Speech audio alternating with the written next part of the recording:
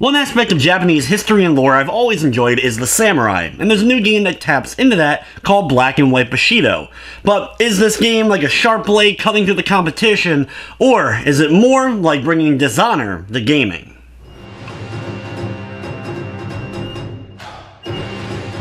Black and White Bushido is a multiplayer-focused arena fighting game with the real emphasis on the colors of black and white and blending in with your surroundings.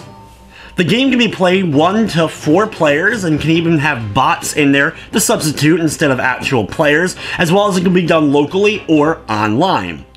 There's a small selection of match types: deathmatch, capture the flag, or challenge, as well as a handful of arenas for you to battle on.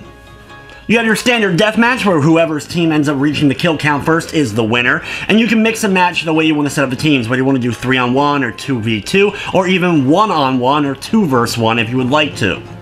Capture the flag has you, well, capturing flags and will thus change the color scheme of the level, making it brighter or darker depending upon which team is grabbing the flag. And once a team grabs enough flags in succession, it will completely cover up the screen and they will be declared the winner. You can go back and forth. There's no set point value when it comes to capture the flag. One team will eventually just have to get the upper hand and eventually cover the screen. The challenge mode is the only real single-player experience, and here your goal is to achieve a small handful of objectives that will keep coming at you, as well as seeing how many flags you're able to capture before eventually the AI gets the best of you and ends up taking you out. There's a bunch of bots here, and they just keep respawning at rapid pace, so it's hard to kind of get your bearings for more than just a few moments before you quickly either have to attack or run away. There's a small selection of items that you'll be able to get in order to help you out, like caltrops, which are basically little spikes that you end up laying on the ground and people step on them. They slow down with the inability to jump for a period of time, bleeding everywhere, and thus leaving them very vulnerable to attack. You have shurikens, which you can throw. They can even warp around the screen if you're able to throw it past one of the boundaries on the left and right sides of the screen and come back around and even hit someone if you're lucky. And then you have the smoke bomb teleporters. First off, you put where you want to teleport to, then you can run around the map and then press the item again and you're going to teleport to wherever you set that marker to. So you can set it in the air, wait for someone to get under it, then teleport there and then get a drop kill on them.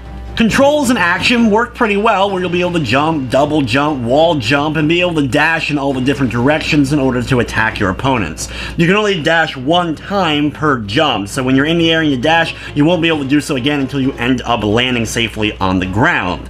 There's also some nice clashes that can happen if 2 characters try to attack each other at the same time. Honestly, the most interesting thing about the game, though, is the black and white mechanic, being able to either hide in the light or the shadow depending upon what team you're on, and in fact, when you don't move, you can't see your player character at all, which can sometimes make things difficult. Even in a free-for-all multiplayer match with 2 different teams, it's easy sometimes to actually lose exactly where your character currently is on screen.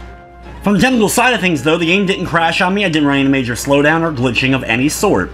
Black and White Bushido is available now on PC, Xbox One, and PS4 for $12.99. If you're on the PS4, it features a full trophy list including a platinum, and it's so easy you can actually get it in under a half an hour.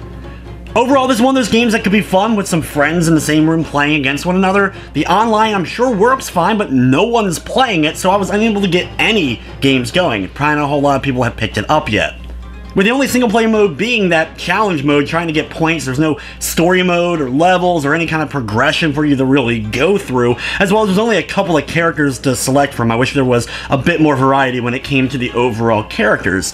This is one of those games that unless you're going to be playing with friends, it's honestly not worth getting, and I think is way overpriced at its current price point. What Black and White Bushido does, it does pretty well, but in the end, it just ends up being a mediocre experience, and that's why I'm going to be giving it a 5 out of 10. But anyway, guys, it's going to wrap up this review. I'd like to thank you for watching, and of course, I hope you enjoyed.